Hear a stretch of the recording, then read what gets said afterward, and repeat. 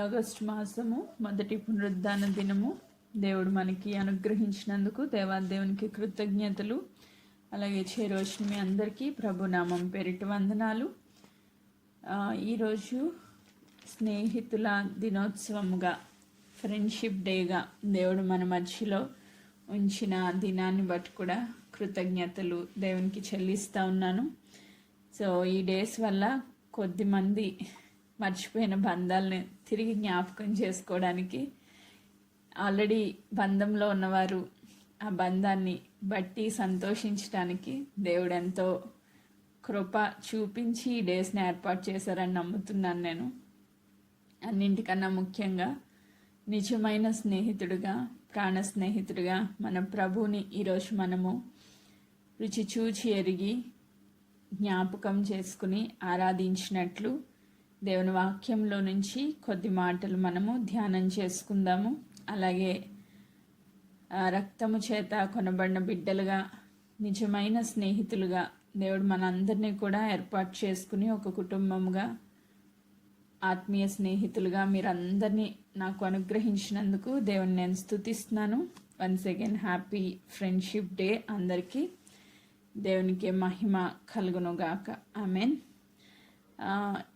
ఈ friendship day నిమిత్తమై దేవుని వాక్యంలో నుంచి మనము ధ్యానం చేయాలి అనుకున్న అంశం ఏంటంటే యోహాను సువార్త 15వ అధ్యాయము 10వ వచనం నుంచి 15 వచనాలు మొదటిగా ఈరోజు ధ్యానాంశంగా నేను చదువుతా ఉన్నాను.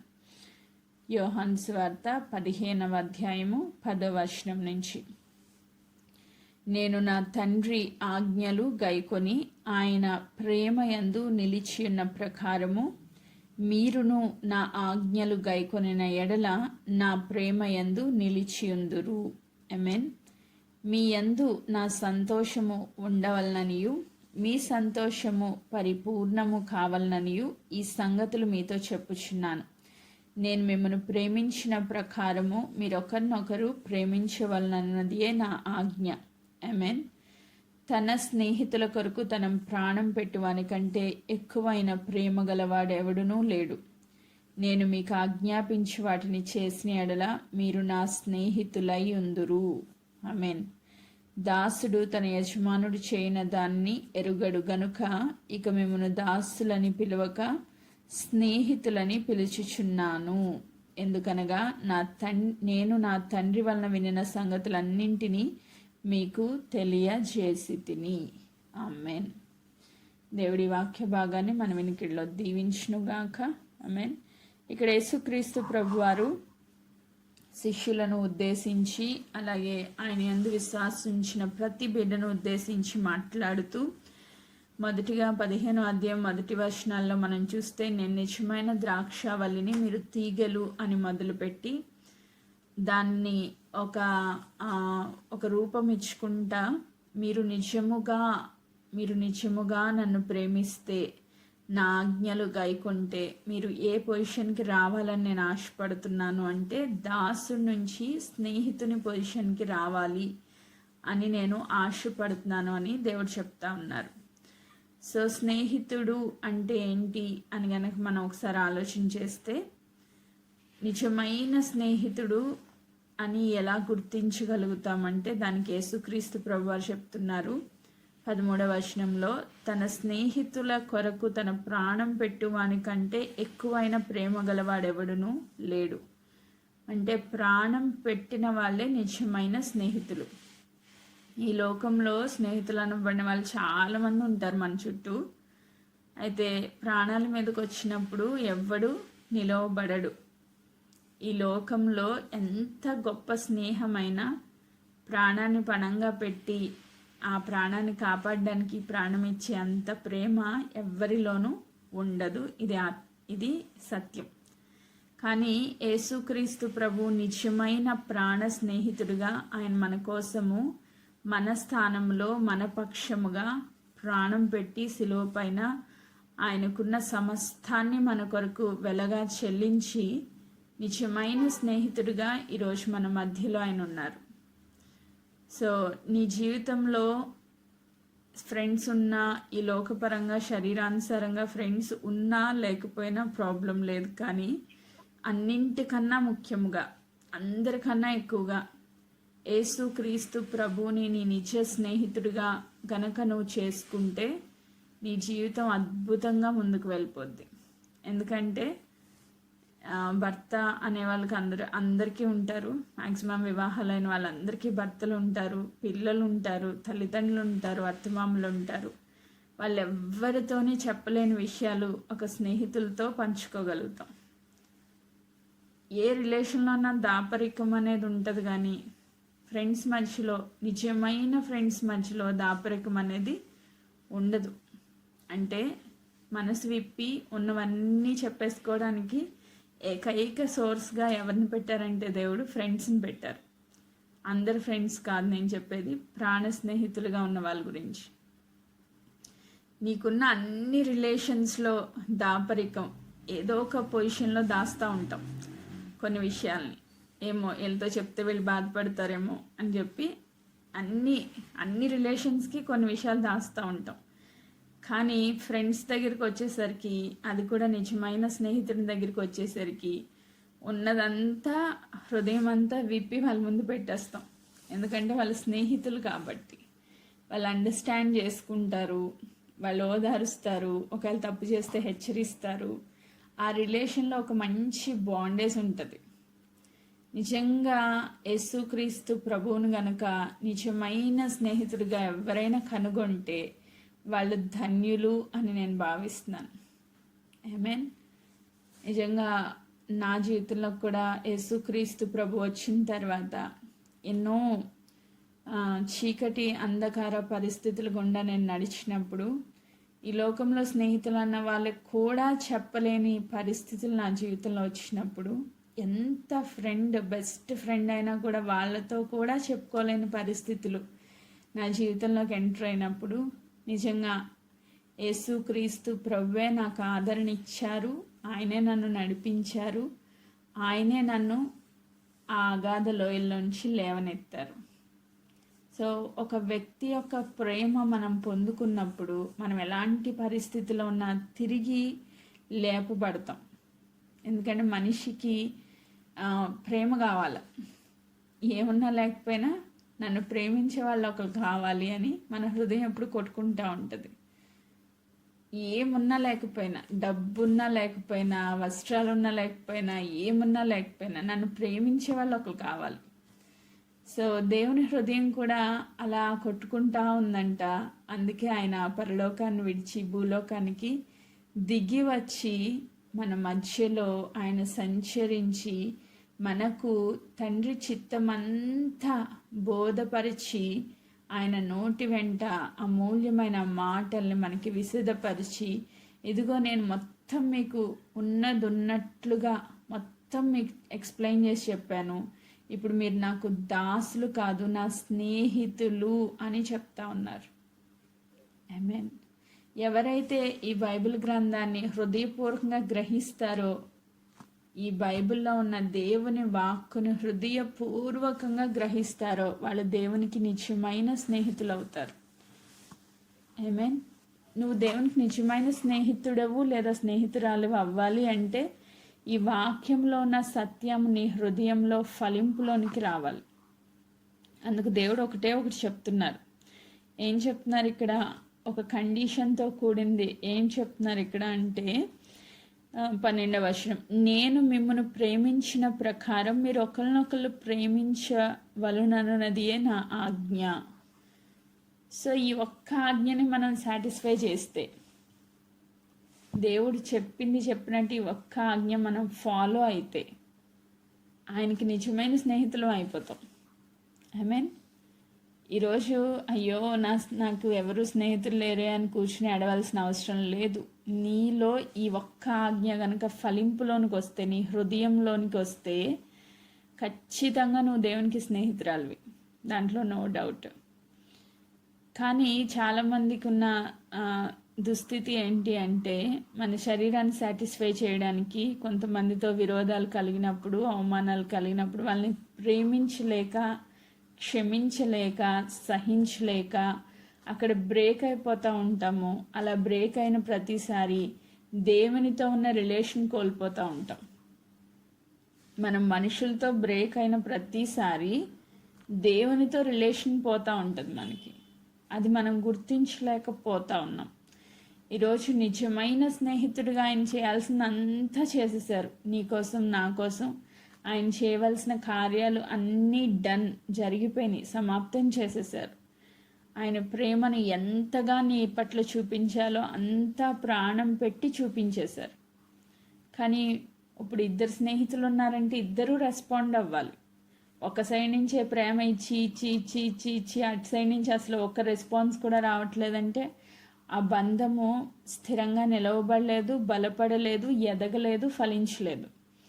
సో ఇరువైపుల నుంచి రెస్పాన్స్ ఉండాలి. యేసుక్రీస్తు ప్రభువారు అన్నీ చేశారు నీ కొరకు, ఆయన ప్రాణమే పెట్టేశారు. కానీ ఆయన ఒకే ఒకటి చెప్తున్నారు, నువ్వు నా స్నేహితుడిగా ఉండాలంటే నువ్వు ఒక్కటి చేయి చాలు. ఏంటా ఒకటి? నేను ఎలా అయితే అందరినీ ప్రేమించాను నువ్వు కూడా అలా ప్రేమించు, అంతే. అంటే స్నేహంలో ఉన్న మొదటి క్వాలిటీ ఏంటి? ప్రేమ. మొదటి క్వాలిటీ ప్రేమ. నువ్వు ప్రేమలో ఫలిస్తే నువ్వు దాసుని పొజిషన్లో నుంచి, దాసునికి అన్నీ చెప్పడంట దేవుడు, అంతే కదా. మన ఇంట్లో ఉన్న పని వాళ్ళకి అన్ని విషయాలు చెప్తామా? మన బీరువాలో ఎక్కడేముందో చెప్తామా? తీసుకెళ్ళి పని వాళ్ళకి బీరువా కీస్ ఎక్కడ పెట్టామో చెప్తామా? చెప్పం కదా. అదే స్నేహితులకైతే మనకి నమ్మకస్తులైన స్నేహితులైతే అన్నీ చెప్పేస్తాం. నీకు ఏముందో ఏం లేదో అన్నీ నీ స్నేహితుడికి తెలుస్తాయి. నీ పరిస్థితి ఏంటో మొత్తం కీ పాయింట్స్ అన్నీ వాళ్ళ దగ్గర ఉంటాయి. మీన్ సో నువ్వు దాసుని పొజిషన్ అంటే దేవుని గురించిన మర్మములన్నీ నువ్వు గ్రహించాలి అంటే నువ్వు దాసుని పొజిషన్ నుంచి స్నేహితుడి పొజిషన్కి రావాలి. అలా రావాలి అంటే నువ్వు ప్రేమ అనే ఫలాన్ని ఫలించాలి. ఇది ఫస్ట్ పాయింట్. యాకోబు రాసిన పత్రిక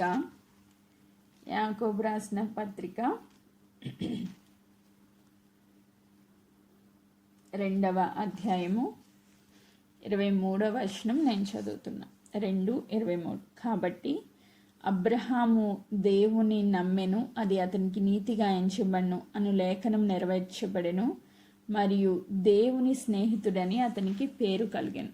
అబ్రహాము దేవుని స్నేహితుడని పేరు కలిగిందంట. ఎందుకు? అబ్రహాము దేవుణ్ణి ఏం చేశారంట? నమ్మారు. స్నేహంలో ఇంకొక క్వాలిటీ ఏంటంటే నమ్మకం. అంటే వీళ్ళకి ఏం చెప్పినా సరే, ప్రాణం పోయినా సరే వీళ్ళు నా విషయాలు బయటికి పోనివ్వరు అనే ఒక గొప్ప నమ్మకము ఎవరిలో అయితే ఉంటుందో వాళ్ళు నిజమైన స్నేహితులుగా కొనసాగగలుగుతారు. నమ్మకం అనేది చాలా చాలా చాలా ముఖ్యమైనది. అబ్రహాము హృదయపూర్వకంగా దేవుడు చెప్పిన మాటలు నమ్మేశారంట. అంతే నమ్మకం దేవుడు కూడా అబ్రహాం మీద పెట్టుకున్నారు. ఈయన బయటకు వస్తాడు ఆ విగ్రహారాధన నుంచి, నేను చెప్పిన మాటకి లోబడతాడు, నేను చెప్పిన వేలో నడుస్తాడు అని దేవుడు అబ్రహాంని ఎంత నమ్మారో అబ్రహాము కూడా దేవుడిని అంతే నమ్మారు. కాబట్టి వాళ్ళిద్దరు ఏమైపోయారు? స్నేహితులు అయిపోయారు. మీన్ శిష్యులకి దేవుడు చెప్పారు మీరు ప్రేమ కలిగి ఉండండి. అలాగే అబ్రహాం పట్ల దేవుడు చూసినది నమ్మకత్వం. సో ఒకసారి దేవుడికి డౌట్ వచ్చింది, ఈ అబ్రహాం నన్నే ప్రేమిస్తున్నాడా లేకపోతే నేను ఇచ్చిన కొడుకుని ప్రేమిస్తున్నాడా అని, నమ్మకంగా ఉన్నాడా లేదా అని డౌట్ వచ్చింది. అంటే నాకన్నా ఎక్కువగా కొడుకుని కానీ ప్రేమించేస్తున్నాడా ఏంటి అని. మరి ప్రేమ అనే ఫలమే కదా ఎక్కువగా ఫలించాలి మనం. ఫస్ట్ దేవుడు, తర్వాతే మనుషులు. కాబట్టి మొదటి ఆజ్ఞను మీరుతున్నాడా లేదా అనే డౌట్ వచ్చి పరిశోధించడం మొదలుపెట్టినప్పుడు ఇస్సాకును బలి ఇవ్వడానికి కూడా తెగించి నేను నిన్నే ప్రేమిస్తున్నాను, నా హృదయం అంతా నీవే నింపబడి ఉన్నావని నమ్మకంగా ఆ కార్యం చేసినప్పుడు నిజమైన స్నేహితుడిగా అబ్రహాంని దేవుడు ముద్రించారు. మీన్ ఈరోజు అబ్రహాంలో ఉన్న ఆ గొప్ప క్వాలిటీ ఏంటంటే నమ్మకత్వము. శిష్యుల్లో ఉన్న గొప్ప క్వాలిటీ ఏంటంటే ప్రేమ. సో ఇవి కలిగి ఉన్న కారణాన్ని బట్టి వాళ్ళు దేవునికి స్నేహితులుగా మార్చబడ్డారంట. మీన్ ఇంకొక మాట చదువుతారు. నిర్గమాకాండము 33వ అధ్యాయము 11వ వచనం నేను చదువుతున్నా. మనుష్యుడు తన స్నేహితులతో మాట్లాడినట్లు యెహోవా మోషేతో ముఖాముఖిగా మాట్లాడుచుండెను. ఒక మనుష్యుడు తన స్నేహితునితో మాట్లాడినట్లు. ఇప్పుడు మోషే గారిని కూడా స్నేహితుని కంటే ఎక్కువగా ప్రేమించారు ప్రభు. అందుకే ఇక్కడ రాయబడిన మాట, ఒక మనుషుడు తన స్నేహితునితో మాట్లాడినట్లు యెహోవా మోషేతో ముఖాముఖిగా మాట్లాడుచుండెను. ముఖాముఖి అంటే ముఖ దర్శనపు అనుభవము, ప్రత్యక్షత మోషే గారికి దొరికింది. ఎందుకు దొరికింది అంటే ఆయన స్నేహితుడిగా మార్చబడ్డారు కాబట్టి. ఆమేన్. సో ఒక స్నేహితుడిగా యేసుక్రీస్తు ప్రభువుని గనక నువ్వు ప్రేమించి ఆయనలో నమ్మకంగా జీవిస్తూ ఉంటే నీకేం దొరుకుతుంది అంటే ఆయన ముఖ దర్శనాన్ని నువ్వు పొందుకుంటావు. ఆమేన్. నీ జీవితంలో దేవుని ముఖ దర్శనం అంటే దేవుని యొక్క ప్రత్యక్షత, దేవుని యొక్క మహిమ నువ్వు చూడడం మొదలుపెట్టావంటే ఈ లోకంలో ఉన్నది ఏది కూడా నీకు పెంటతో సమానంగా ఎంచబడుతుంది అన్నమాట. సో వేరే దేన్ని ప్రేమించలేవు, ఇంక నువ్వు దేవుణ్ణి తప్ప ఇంక దేన్ని ప్రేమించలేవు. పౌల్ గారు చెప్తారు, ఈ లోకంలో ఉన్నదంతా ఒక పక్కన పెట్టి ప్రభువుని ఒకరిని పక్కన పెడితే నాకు ప్రభువే కావాలి, ఇదంతా పెంటలా కనబడుతుంది నాకు అంటారు ఆయన. సో అలాంటి అనుభవంలోనికి మనం రావాలి అంటే ముఖాముఖిగా దేవుని దర్శించే అనుభవంలోనికి కనుక మనం రావాలి అంటే దేవుని యొక్క ప్రత్యక్షతలు మనం చూడాలి అంటే ఆయనకి స్నేహితులుగా మార్చబడాలి. ఆమేన్. సో స్నేహితునిగా ఒక తండ్రి కొడుకుల సంబంధం వేరు, తల్లి కూతురు సంబంధం వేరు, స్నేహితుల సంబంధం వేరు, భార్యాభర్తల సంబంధం. అన్నింటికన్నా గొప్ప రిలేషన్ నన్ను అడిగితే ఫ్రెండ్సే, నిజమైన ఫ్రెండ్స్. అన్నింటికన్నా ది బెస్ట్ రిలేషన్ ఇది. ఎందుకంటే ఎవరి దగ్గరైనా దాపరికాలు ఉంటాయి కానీ వీళ్ళ దగ్గర దాపరికాలు ఉండవు. అబ్రహాంతో చెప్తారు కదా, అబ్రహాం దగ్గరికి దేవుడు వచ్చి సొదొమ గొమొర్రా పట్టణాన్ని తుడిచివేద్దాం అనుకుంటున్నాను, కానీ నా స్నేహితుడు నీతో చెప్పకుండా నేను అది అలా చేయలేకపోతున్నాను కాబట్టే నేను నీ దగ్గరికి వచ్చాను అని చెప్తారు. నిజంగా పరమాకాశంలో ఉన్న దేవుడే దిగి వచ్చి ఎవరితో మాట్లాడుతున్నారంటే అబ్రహాంతో మాట్లాడుతున్నారు.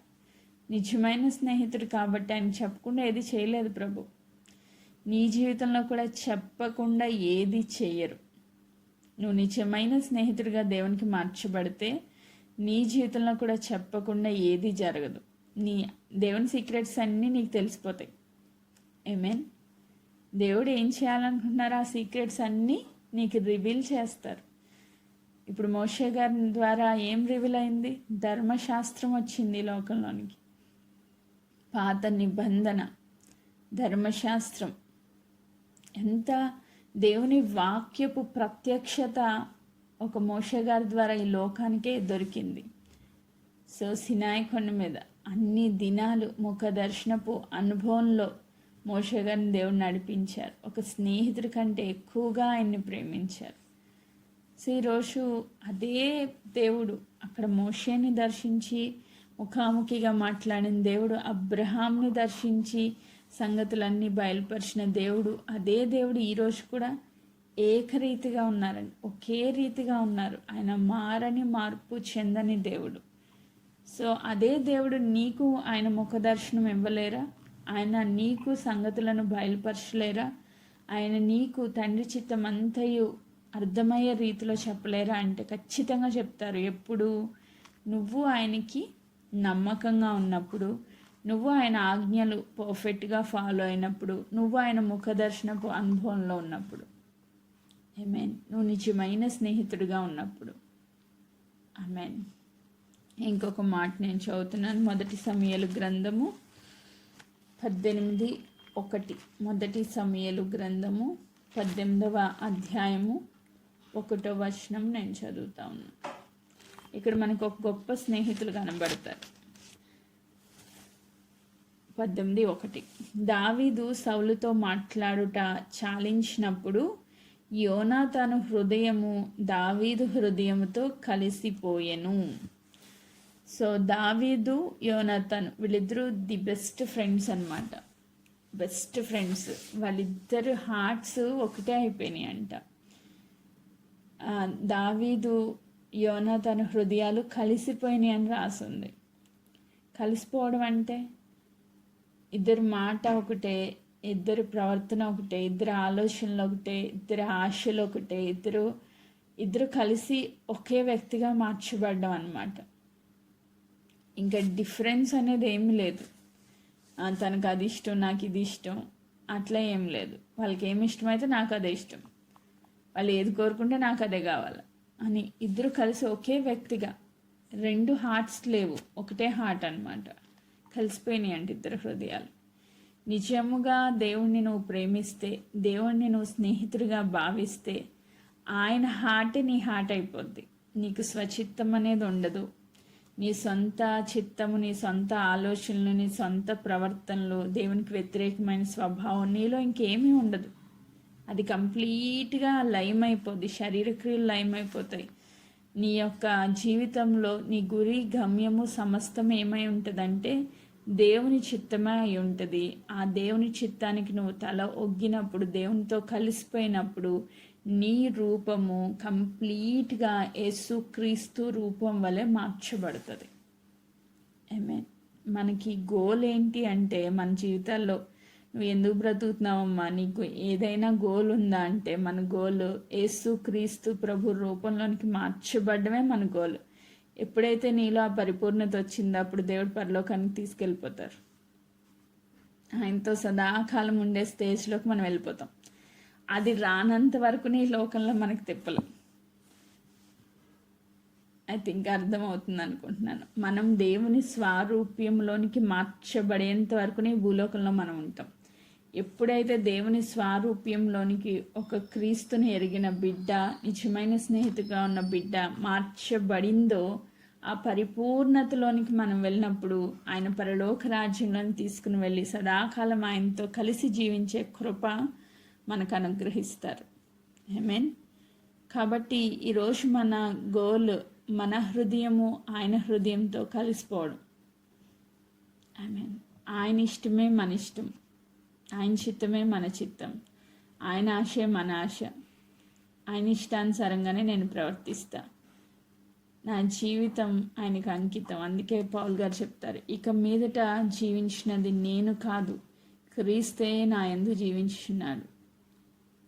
ఇంక ఈ జీవితంలో నేను అనేది లేదు. ఇంకా భారతి చచ్చిపోయింది, పౌల్ గారు చచ్చిపోయారు, మనందరం చనిపోయాం. మరణంతో సాదృశ్యం కలిగి బాప్తీసం తీసుకున్న వచ్చే నేను అనే వ్యక్తి చనిపోయాడు. ఇక ముందు జీవించాల్సిందేంటి? పునరుద్ధరణైన క్రీస్తు. ఆమేన్. సో నిజమైన స్నేహితుడు హృదయంలో కలిసిపోయిన స్థితిలోని కొలుతారు. నీవు క్రీస్తును స్నేహితుడిగా భావిస్తే నీ హృదయం దేవుని హృదయంతో కలిసిపోవాలి. నా ఇష్టం నేను చెప్తున్నదే జరగాలి, నా చిత్తమే జరగాలి అన్నది ఇంకా ఉండదు. ఇంకా నిజమైన స్నేహితుల జీవితాల్లో నా అనే స్వభావం ఇంకా ఉండదు. నేను కాదు, క్రీస్తే నా యందు జీవించాలి అన్న హార్ట్లోనికి వచ్చేస్తారు. నిజంగా అంత గొప్ప స్నేహితులుగా దావీదు, యోనాతాన్ ఇక్కడ మనకి కనబడుతూ ఉన్నారు. ఆమేన్. ఇంకొక మాట చదువుదాం. సామెతల గ్రంథము 17వ అధ్యాయము. సామెతల గ్రంథం 17వ అధ్యాయం 17వ వచనం నేను చదువుతున్నా. 17. నిజమైన స్నేహితుడు విడువక ప్రేమించును, దుర్దశలో అట్టివాడు సహోదరునుగా ఉండును. నిజంగా నీకు దేవుడు స్నేహితుడిగా మార్చబడితే ఆయన నిన్ను విడువక ప్రేమిస్తారు. నిజంగా స్నేహితుడైతే విడువక ప్రేమించును. దుర్దశలో అంటే నీకు ఏదైనా కీడు జరిగినప్పుడు నీ స్నేహితుడు ఎలా యాక్ట్ చేస్తారంటే నీ సహోదరుడుగా యాక్ట్ చేస్తారంట. అంటే ఒకే కుటుంబంలో పుట్టిన బిడ్డలు ఎంత ప్రేమ, వాళ్ళకంటే ఎక్కువగానే, నన్ను అడిగితే అంతకన్నా ఎక్కువగానే స్నేహితుడు ప్రేమిస్తాడు. ఆమేన్. నిజమైన స్నేహితుడు విడువక ప్రేమిస్తాడండి. విడువక. ఇంట్లో వాళ్ళతో మాట్లాడడం మానేస్తారు కానీ ఫ్రెండ్స్తో మాట్లాడడం మాత్రం మానరు. వాళ్ళకి నీళ్ళే ఎక్కువ నన్ను అడిగితే. Yes, praise God. నువ్వు ఇంట్లో వాళ్ళతో మాట్లాడుతున్నావా, ఫ్రెండ్స్తో మాట్లాడుతున్నావా, అందరికన్నా ముఖ్యంగా దేవుడితో మాట్లాడుతున్నావా లేదా, అది చాలా ఇంపార్టెంట్. నువ్వు ఎవరికి ఎక్కువ ప్రిఫరెన్స్ ఇస్తున్నావో నీ జీవితంలో ఒక్కసారి చెక్ చేసుకుంటే వాళ్ళే నీకు నిజమైన స్నేహితులు. నువ్వు ఎక్కువగా ఎవరి గురించి ఆలోచిస్తున్నావు, ఎక్కువగా ఎవరితో మాట్లాడుతున్నావు, ఎక్కువగా ఎవరిని ప్రేమిస్తున్నావు, ఎక్కువగా ఎవరితో టైం స్పెండ్ చేస్తున్నావు, ఇది గనక నీ జీవితంలో ఒక్కసారి అబ్జర్వ్ చేసుకుంటే ఎవరికి ఎక్కువ సమయం నువ్వు కేటాయిస్తున్నామో వాళ్ళే నీకు నిజమైన స్నేహితులు. సో అందరికన్నా ముఖ్యంగా, ఈ లోకంలో ఉన్న మనుషులందరికన్నా ముఖ్యంగా ఫస్ట్ ప్రిఫరెన్స్ నువ్వు దేవుడికి ఇవ్వి. దేవుడే నీకు మంచి స్నేహితుల్ని ఇచ్చి ఈ లోకంలో కూడా ఆదరిస్తారు. ఐ మీన్ ఫస్ట్ ప్రిఫరెన్స్ నిజమైన ప్రాణ స్నేహితుడిగా దేవుని కనుక మనం చేసుకుంటే, అసలు షలోమతి అంటది పరమగీతాల్లో, నిజంగా మంచి మాట. పరమగీతాలు 5వ అధ్యాయము ఆమె తన ప్రియుడి కోసం వర్ణిస్తూ, తన ప్రియమైన వ్యక్తి కోసం వర్ణిస్తూ అడుగుతూ ఉన్నప్పుడు, స్త్రీలతో చెప్తా ఉన్నప్పుడు, మీరు నా ప్రియుడిని వెతకండి అని చెప్తున్నప్పుడు వాళ్ళు అడుగుతారు, వేరు ప్రియుని కన్నా నీ ప్రియునికి ఎక్కువైన విశేషం ఏంటి అని అడిగినప్పుడు ఆమె చెప్తుంది. పరమగీతాలు 5వ అధ్యాయము 9 నుంచి చివరి వరకు మీరు చదువుకుంటే మీకు అర్థమైద్ది. ఇప్పుడు మన సమయ హద్దుబాట్లను బట్టి నేను ఒక్క మాట జ్ఞాపకం చేస్తా. 10వ వచనంలో ఉంటుంది, నా ప్రియుడు ధవళవర్ణుడు, రత్నవర్ణుడు, 10,000 మంది పురుషులలో అతన్ని గుర్తించవచ్చును అని చెప్పి తన ప్రియుని గురించి ఎక్స్ప్లెయిన్ చేస్తూ నడినెత్తి మొదలుకొని అరికాల వరకు మొత్తం ఎక్స్ప్లెనేషన్ ఇచ్చుకుంటూ వస్తుంది ఆవిడ. ఆయన హెయిర్ ఎలా ఉంది, ఆయన చీక్స్ ఎలా ఉన్నాయి, ఆయన పెదాలు ఎలా ఉన్నాయి, ఆయన భుజం ఎలా ఉంది, ఆయన కాళ్ళు ఎలా ఉన్నాయి, మొత్తం ఎక్స్ప్లెయిన్ చేసుకుంటూ వచ్చి లాస్ట్లో అంటది 16వ వచనంలో, అతని నోరు అతి మధురము. ఐ మీన్ ప్రేమను ఎట్లా వ్యక్తపరుస్తాం మనం? నోటి ద్వారానే కదా. నా ప్రియుని నోరు అతి మధురం. మన నోటి నుంచి వచ్చే మాటల ద్వారానే ప్రేమ అనేది వృద్ధి చెందుతుంది. యేసుక్రీస్తు ప్రభు ఈ లోకంలోనికి వచ్చి ఆయన నోరు తెరిచి ఏం మాట్లాడారు అంటే, ఆయన దగ్గరికి వచ్చిన ప్రతి ఒక్కరికి తండ్రి చిత్తం గురించి బోధిస్తూ ప్రేమ అంటే ఏంటో, నిజమైన ప్రేమలో ఉన్న అర్థం ఏంటో చూపించుకుంటూ వచ్చారు. కృంగిపోయిన వారిని ఆదరిస్తూ వచ్చారు. బలహీనులను బలపరచడానికి ఆయన నోరు విప్పి ఒక్క మాట మాట్లాడితే చనిపోయిన వారు సహితం తిరిగి లేచారు. ఆయన నోరు అతి మధురము. ఆయన నోటి నుంచి వచ్చిన వాక్కుల ద్వారా అనేకులకు రక్షణ. ఆయన మాటే మనకి జీవము, ఆయన మాటే మనకి స్వస్థత, ఆయన మాటే మన కృంగుదల్లోంచి మనం లేవనెత్తేది. ఆయన మాట అతి మధురం. ఈరోజు మనం నోరు తెరిస్తే చాలా రకాల మాటలు మాట్లాడతాం, కానీ ఆయన నోరు తెరిస్తే కృపగల ఉపదేశం బోధిస్తారు. ఆమేన్. సో ఆయన నోరు అతి మధురము అని చెప్తూ ఇంకా ఆమె చెప్తుంది, అతడు అతికాంక్షణీయుడు. అసలు ఆయన చూస్తూ ఉంటే నా దృష్టి ఇంకెక్కడికి వెళ్ళట్లా, ఇంకెవ్వరి మీదకి వెళ్ళట్లా. ఆయన ధవళవర్ణుడు, రత్నవర్ణుడు, 10,000 మంది అంటే అలా జనాలు అలా ఉన్నా కూడా వాళ్ళందరిలో టక్కమని గుర్తుపట్టగలను నా ప్రియుడిని. ఆయన్ని చూస్తూ ఉంటే ఆయన తప్ప నాకు ఇంకో వేరే ప్రపంచం అనేది లేదు అని ఆమె చెప్తా ఉంది. సో ఈరోజు అంతగా ప్రేమిస్తున్నామా మనం దేవుణ్ణి? ఎదురుగుండా మంచిగా ప్రేమించే భర్త ఉంటే దేవుణ్ణి మర్చిపోయే వాళ్ళు చాలామంది ఉన్నారు. మంచిగా భర్త కొంచెం మంచి ప్రేమగా ఉన్నారనుకోండి, దేవుడు ఇంక లేరు, ఆయన టైమే ఇవ్వం మనం. మంచిగా ప్రేమించే తల్లిదండ్రులు ఉన్నారనుకోండి, మర్చిపోతాం. మంచిగా ప్రేమించే ఫ్రెండ్స్ ఉన్నారనుకోండి, ఆయన మర్చిపోతాం. సో ఎంత నువ్వు దేవుని ప్రేమిస్తున్నావు? ఆయన అతి కాంక్షణీయుడంటే నా ఆశ, నా ఆకాంక్ష అంతా ఆయనే అని చెప్తుంది షలోమితి. సో అతి కాంక్షణీయుడని చెప్తూ, యెరూషలేము కుమార్తెలారా మీరు వినండి, ఇతడే నా ప్రియుడు, ఇతడే నా స్నేహితుడు. ఆమేన్. ఇతడే నా ప్రియుడు, ఇతడే నా స్నేహితుడు. సో ఆయన్నే ప్రేమిస్తుంది. ఆ ప్రేమ ఎలా మారిపోయిందంట? స్నేహంగా మారిపోయింది. నిజంగా ప్రేమిస్తే ఆ ప్రేమ స్నేహంగా మారిపోతే వాళ్ళిద్దరు హార్ట్స్ కలిసిపోతాయి అంతే. ఇంకా భార్యాభర్తల మధ్యలో ఉన్న దాపరికాలు డిఫరెన్సెస్ చాలా ఉంటాయి, కానీ స్నేహితులుగా మార్చబడిన వాళ్ళ మధ్యలో ఏ డిఫరెన్స్ ఉండదు, ఇంకంతే. ఇద్దరు హార్ట్స్ కలిసిపోతాయి. సో అట్టి గొప్ప ప్రియుడిని ఆమె కనుగొన్నదంట. ఆయన స్నేహితుడిగా మార్చుకుందంట. ఆయనతో జీవితాంతము సంతోషంగా ఆమె ఉండాలని ఆశపడుతూ నా ప్రియుని వెతుకుతున్నాను అని చెప్తుంది. ఈరోజు మనం ఎంతమంది ఇలాంటి స్నేహితుని వెతుకుతున్నాం? ఆమేన్. ఎంతమంది మన ప్రియుడి యొక్క గొప్ప లక్షణాలను మనం తెలుసుకొని ఉన్నాం? ఆయన ధవళవర్ణుడు, ఆయన రత్నవర్ణుడు, ఆయన అతి కాంక్షణీయుడు, ఆయన నోరు అతి మధురం. ఆయన గురించి వర్ణించడానికి ఆమె చాలా కష్టపడింది. అసలు ఆయన గురించి వర్ణించలేం, మన మాటలు సరిపోవు. ఆయన ప్రేమను గురించి వర్ణించడానికి మన మాటలు సరిపోవు. అలాంటి గొప్ప దేవుణ్ణి అబ్రహాం స్నేహితుడిగా కలిగి ఉన్నారు. అలాగే మోషే స్నేహితుడిగా కలిగి ఉన్నారు. శిష్యులందరూ ఆయన స్నేహితులుగా మార్చబడ్డారు.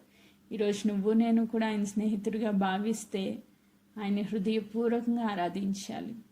మన హృదయాల్లో ఆయన ప్రేమ, ఆయన పైన ప్రేమ, నమ్మకత్వము, ఆయన పైన ఆయనే మన హృదయము, ఆయన హృదయం మన హృదయం కలిసిపోవాలంతే, ఒకటే హార్ట్. సో ఆ ఒక్క వన్నెస్లోనికి కనుక మనం వస్తే, దేవునితో వన్నెస్లోనికి మనం వస్తే నిజంగా లైఫ్ చాలా ఎక్సలెంట్గా ఉంటుంది. అలాంటి జీవితం మనం జీవించాలని దేవుడు కోరుకుంటూ, అట్టి గొప్ప స్నేహితుడిని మనం ఈరోజు ఆరాధిద్దాం. దేవుడి వాక్య భాగంను దీవించునుగాక. ఆమేన్.